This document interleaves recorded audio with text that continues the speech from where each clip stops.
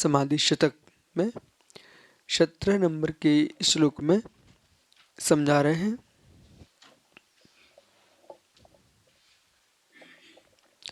जो परमात्मा के स्वरूप को प्रकाश करने वाला है वो क्या है?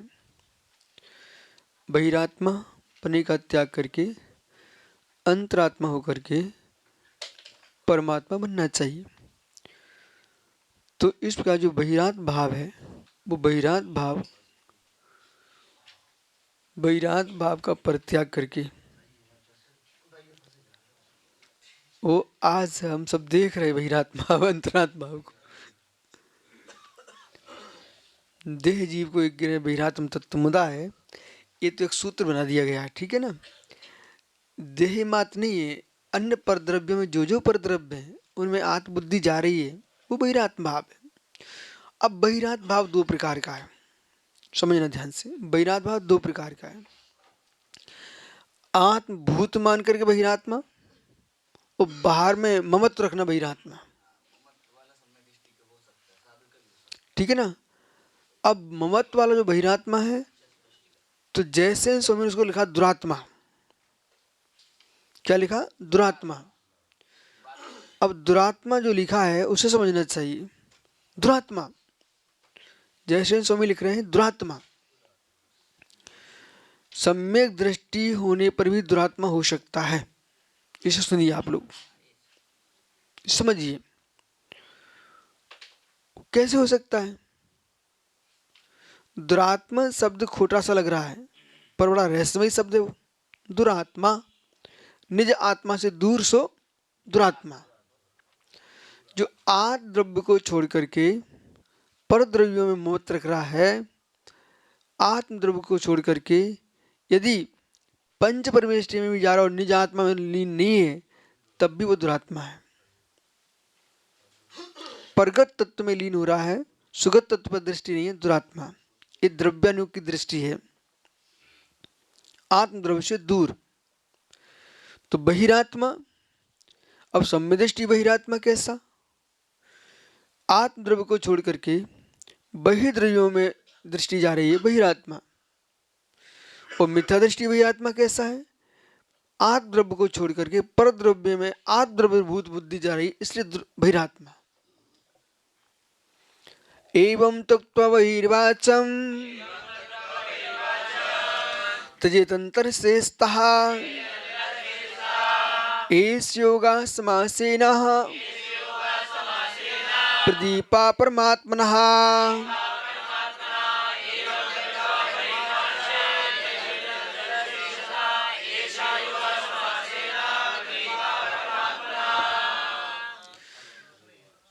हैं?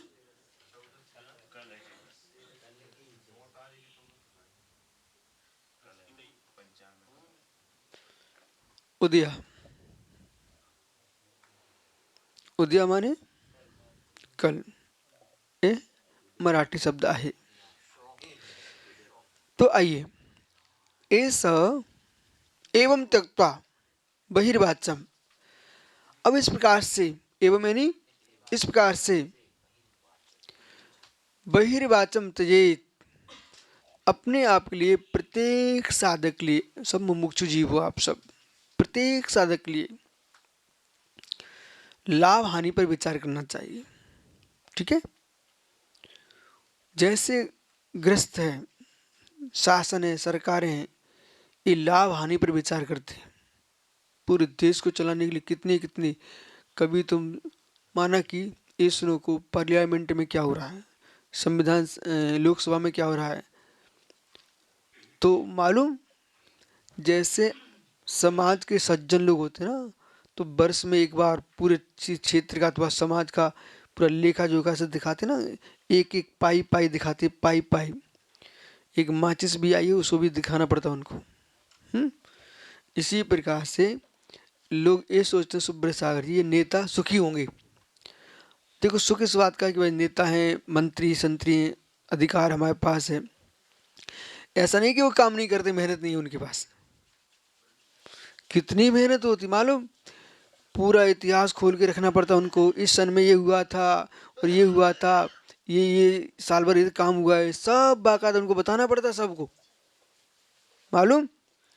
और देश में कहाँ क्या घटना घटी है और विपक्ष क्या कह रहा है, पक्ष क्या कह रहा है, सारी बातें उनको सामने रखनी पड़ती हैं।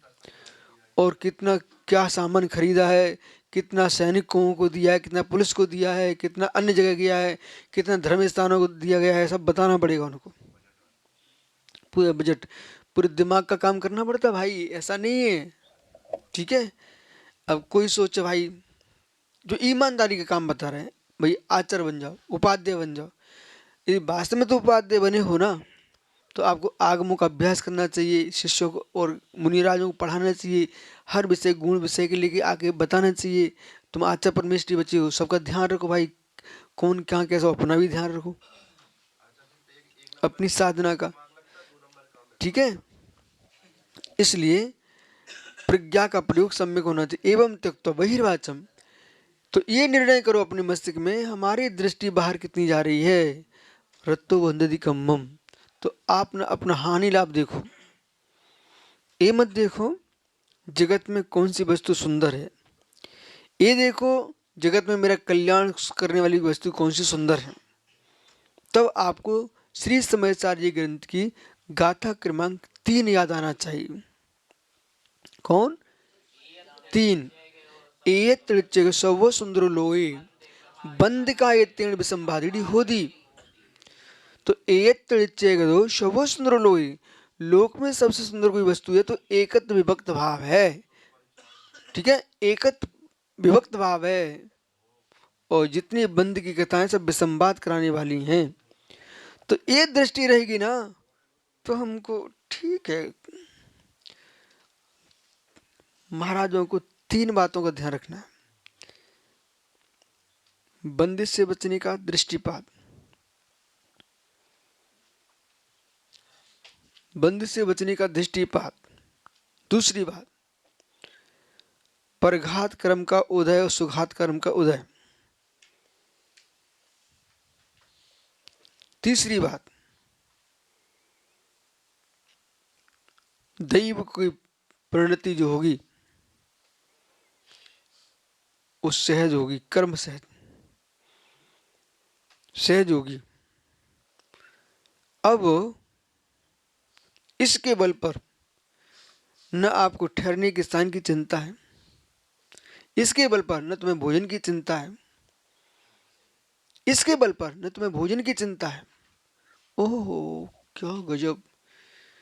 27 मुनिराज, इतने ब्रह्मचारी, इतने लोगों के बीच में तुम चल रहे हो और तुम्हें ये चिंता नहीं है कल इनको खाना कहाँ खिलाएंगे। ओ जयवंत जिन शासन। और छोटी सी समाज हमारी, तब भी विराट। ये धर्म बहुत खर्चीला व्यवहार से देखा जाए, इसलिए इस धर्म के लोग धनपति हैं, क्योंकि इनको हर वस्तु अपने द्वारा करना, क्योंकि शासन भी तुम्हारा कुछ नहीं कर रहा है, पूरा जिन शासन से तुम सब जी रहे हो। सभी मुनिराजों का, सभी ब्रह्मचारियों का कर्तव्य है, कभी हमारे समाज को गाली मत देना बेटा। तुम छोटी मोटी विषमता कहीं आ जाए, कोई व्यक्ति विशेष से भी आ जाए, कुछ भी हो जाए, लेकिन नहीं, आखिर में इस समाज होता क्या ना, तुम्हें भोला मिल गए तो भोला हमारा सब संभाल रहे हैं, तो भोला तुम्हारा सब संभाल, इसके पीछे गुड़गांव के लोग खराब हो गए क्या? नहीं, भोला भी समाज का ही है ना, समाज का ही है। हमारे देश को भी गाली मत देना। देश को गाली क्यों देना? देश के खेतों की रोटी तुम्हें खाने को मिलती है।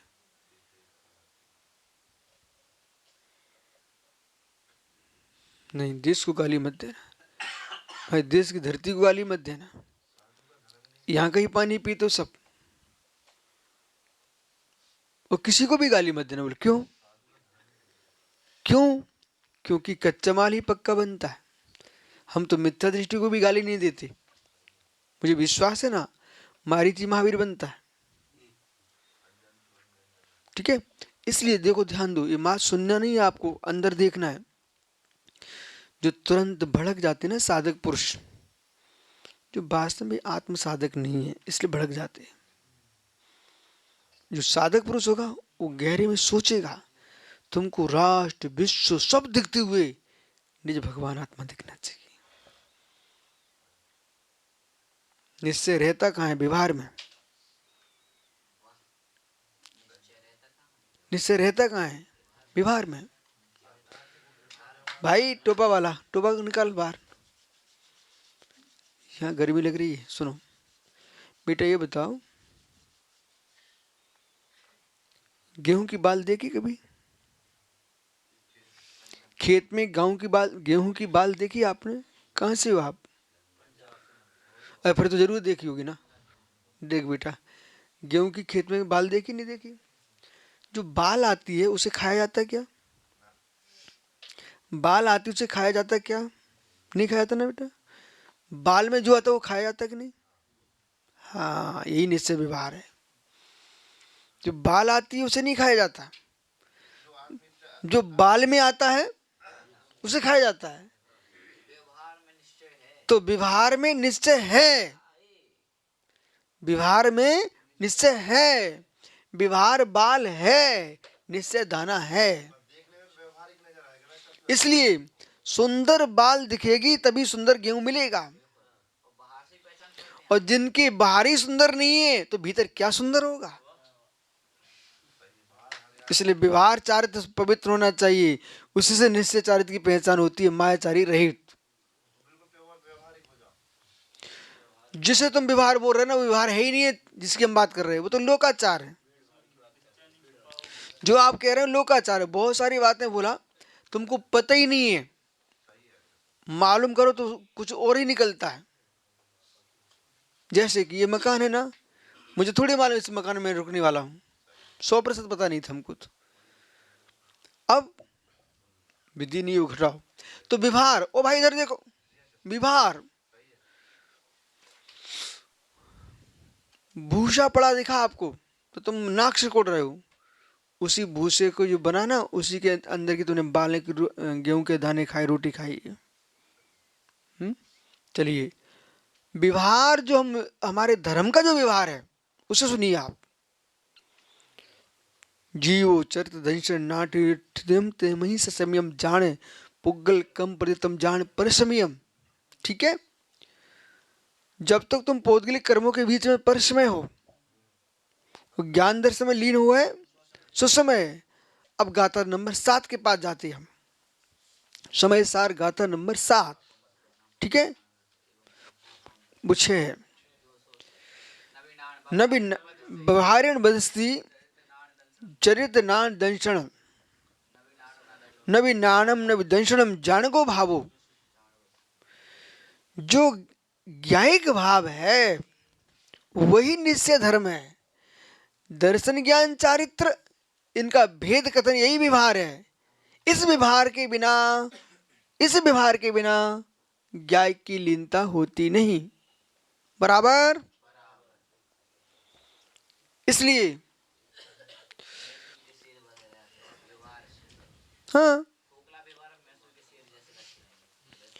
तो जो मात्र व्यवहार में ही तल्लीन है, देखो बोले विषय की गंभीरता में आओ, जो मात्र व्यवहार में ही तल्लीन है, व्यवहार में ही तल्लीन है, तो आपको बोध होना चाहिए मैसूर के म्यूजियम में सिंह रखे हुए थे, गाय भी थे, शेर भी थे, भैंसे भी थे, चलो, लेकिन उनमें प्राण नहीं थे।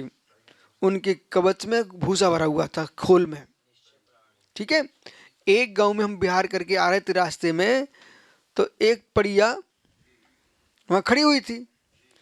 हमने देखा विचित्र से ठगी खड़ी हुई है, क्या बात है। वो भैंस दूध देती रहे, वो खत्म हो गई थी बेचारी। तो किसानों ने क्या किया, उसके मालिक ने उसके खाल के अंदर भूसा भर करके वहां खड़ी की है, जिससे वो दुलार देकर दूध देती रहे। ठीक है ना, तो ऐसे बहुत सारे विषय ऐसे हैं, भूसा भर के खड़े किए जाते हैं कि तुम दुलार देते रहो, है कुछ नहीं है। ये व्यवहार लोक व्यवहार है। कैसा लोक व्यवहार? नहीं, छल नहीं है, छल नहीं है। बोले छल क्यों नहीं है? उसके बाद तुम जी नहीं पा रहे। जैसे कि वो बहन ने सब सामान सबको बांट दिया, ठीक है, सब पला गए, सब खुश हो गए, बोले चलो अपन को, कोई को पेंसिल मिली, कोई को माला मिली, तो कोई को कुछ मिला, सब खुश है कि नहीं? ठीक है। ये क्या ना, व्यवहार ने ऐसे निश्चय से हम देखें तो सबको पलाने के लिए व्यवहार की पर वस्तु की भूसा भर दिया गया है, तुम सब खुश रहो। विषय पकड़ो, विषय साधन फल।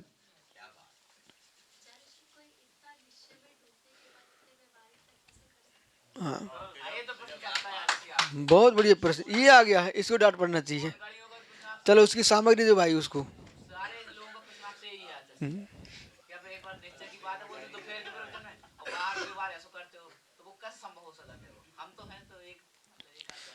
चलो, मुझे नहीं मालूम था कि आप लोग मेरे साथ रह करके भी समझ नहीं पाए। जहन भी सकमत जो अणज भस्म वेदी ते विभारे बिना पद में उपदेश में सकम।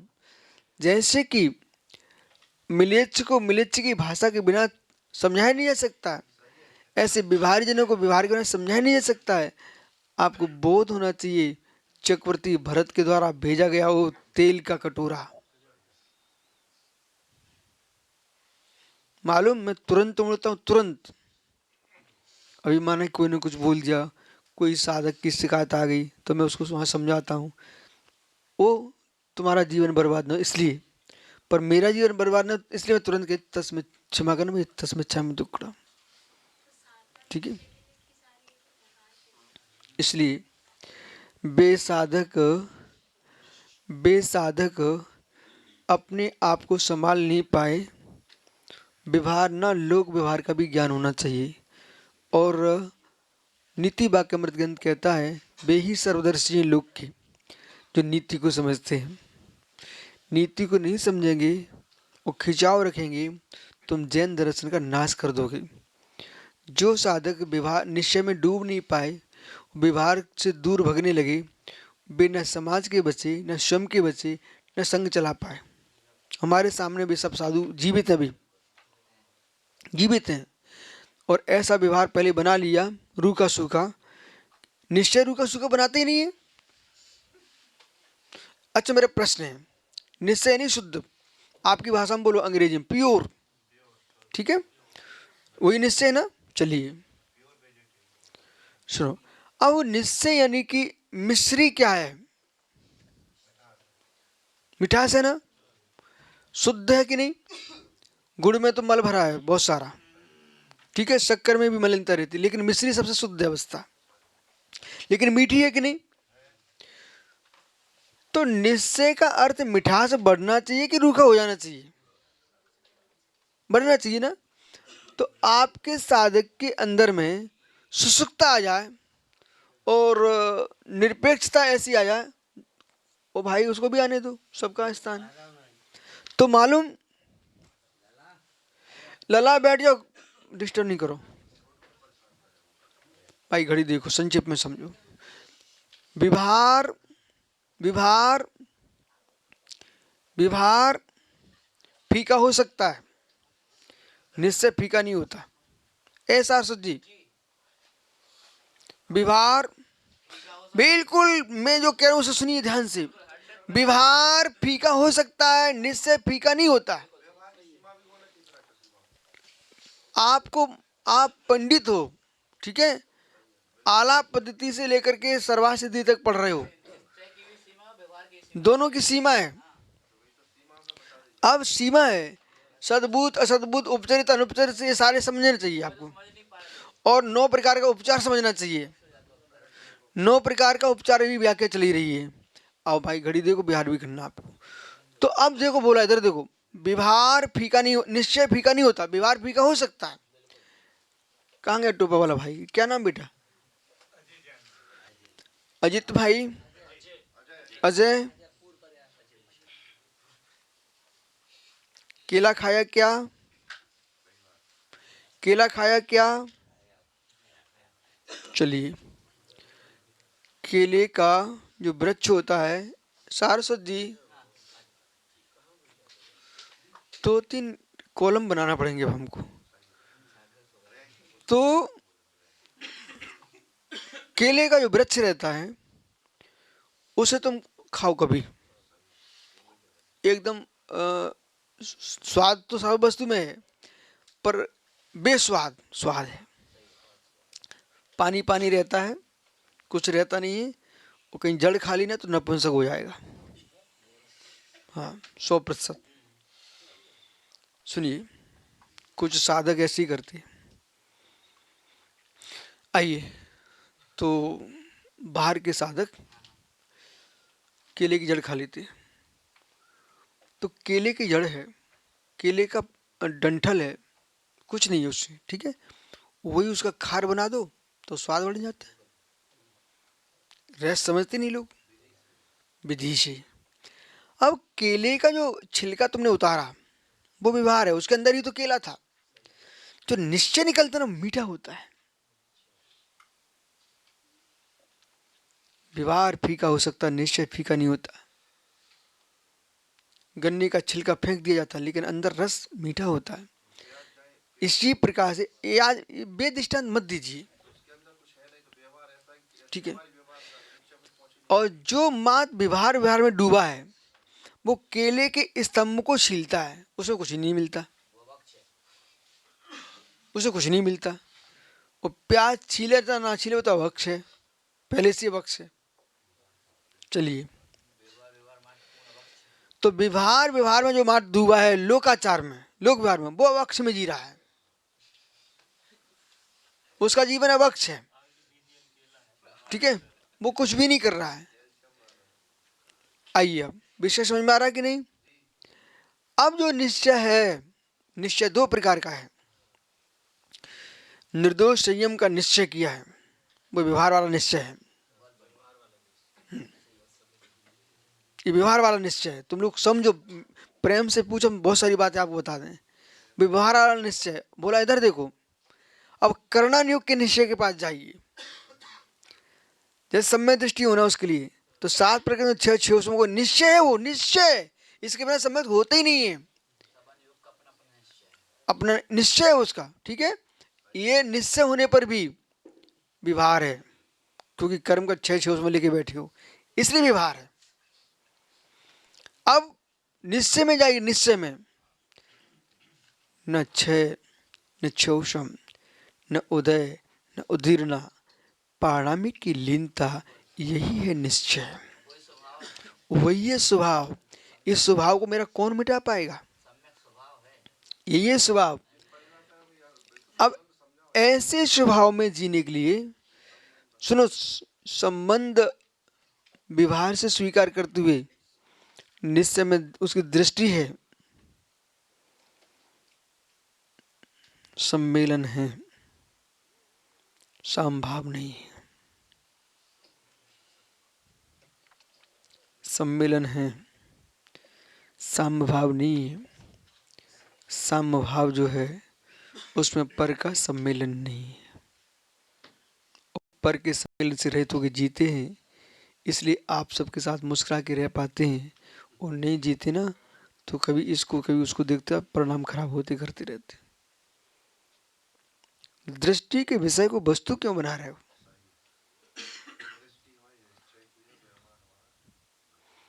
दृष्टि के विषय को, इसमें हमारी भारत जी से बात हुई, आती बोले महाराज जी बेटा रत्नों का व्यापार करता है, तुम थे, हाँ, और ये ऑपरेशन हुआ है। मैंने कहा एक समय सर को बोलने वाला आदमी इतनी व्यवहार की बातें कर रहा है, ठीक है। बोले महाराज जी लोग पागल हैं, ये हमारे निश्चयभाषी है ना, ऐसे बोले भी, जो हमारे निश्चयभाषी वो पागल लोग हैं, हमने थोड़ी ये पढ़ाया इन लोगों को, फिर तो हो गए ऐसे। जो वास्तविक विद्वान है उन्होंने राकेश का नाम लिया, फिर नागपुर, बोले हमने उस बच्चे को पढ़ा, उसको पूछो आप तो आपके साथ रहा है वो, तो हमने सही है। बोले दृष्टि का विषय है, जो विवाद जैसा उसको वैसा बोलना ही पड़ेगा आपको।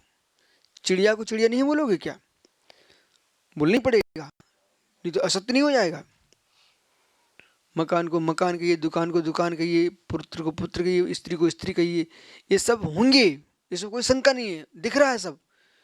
हर एक वस्तु द्वैत भाव से युक्त है, उसमें दो धर्मी है, प्रत्येक वस्तु दो धर्मी है। जो आकाश है ना शुद्ध द्रव्य, वो भी दो धर्मी है। धर्म द्रव्य शुद्ध द्रव्य, वो भी दो धर्मी है। आकाश देखो दो धर्मी कैसा, सुप्रतिष्ठित है, सुप्रतिष्ठित है, पर को अवगाहित भाव दे रहा है, दो धर्मी है। अवगाहन देना उसका व्यवहार हो गया, और सुप्रतिष्ठित निश्चय है। ऐसे ही आप सबके बीच में मुस्कुराना व्यवहार हो गया, अपने मेरे हमारा निश्चय है। अब इसे कौन जानता है निश्चय को? ठीक है, आप व्यवहार को पकड़ पाते हो तो आप कुछ ऐसा व्यवहार पकड़ लेते हो। ठीक है, करना क्या है?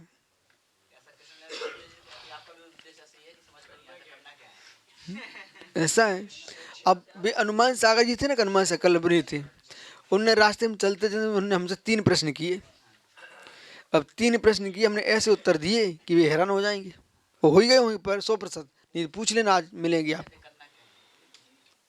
वे हमसे बोले वो मंदिर की वेदी पे सामने कांच लगाना चाहिए, दीवार पर नहीं लगाना चाहिए। हमने लगा देना चाहिए, क्या दिक्कत है? तो वो वास्तु वाले हैं तो दृष्टि दोष रुकता है। बोले कुछ महाराज मना करते हैं। हमने मना किया तो मत लगाओ, तो फिर क्या करें? हमने कुछ नहीं करो, इन विकल्पों में जाके अपनी आत्मा की हत्या क्यों कर रहे हो, सुख से जियो। फिर भी हमसे बोले बोले विजाति विभाग के आ लेना चाहिए नहीं लेना चाहिए। हमने कि हमने कि ले लेना चाहिए। बोले हमें पता था वो नहीं लेते, हमने ले लेना चाहिए।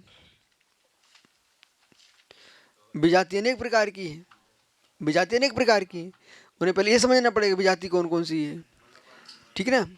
देखो जैसे अग्रवाल जैन, अग्रवाल हिंदू, अग्रवाल श्वेतांबर, अग्रवाल दिगंबर, एक ऐसी सुंदर समाज है जो इतने धर्मों को मानती है। अग्रवाल जैसे बड़ौद में है, दिगंबर अग्रवाल है, श्वेतांबर अग्रवाल है, हिंदू अग्रवाल है कि नहीं?